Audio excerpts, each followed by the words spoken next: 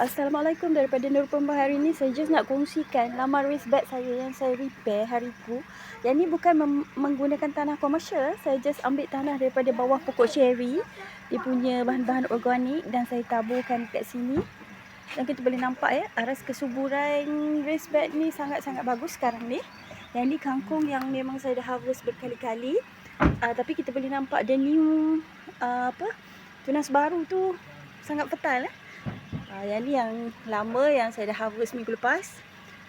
Dia tumbuh yang baru. Ni yang baru juga.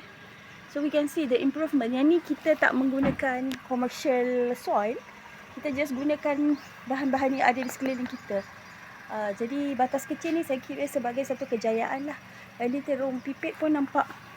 Terung pipit ni dia tumbuhan lasak sebenarnya. Dia adalah rumpai. Tapi dekat sini dia dijaga, saya jaga dia bagi mendatang minyak yang penuh kerana tanah yang hostile. Tapi Alhamdulillah lately dia nampak.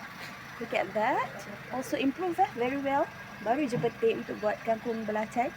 Kat sini kangkung belacan jadi menu rasmi lah. Sebab hari-hari boleh harvest. Yang ni ada sepokok ubi besar yang tumbuh hari tu. Trying bell asal. So ini adalah contoh raised bed yang berjaya lah. Saya nak bangunkan sedikit lagi di situ. Ada kawasan dan insyaAllah Nur Pemba akan jadi very green in maybe I would say 2 months time, insyaAllah. Sambil-sambil kita exercise lah. Okay.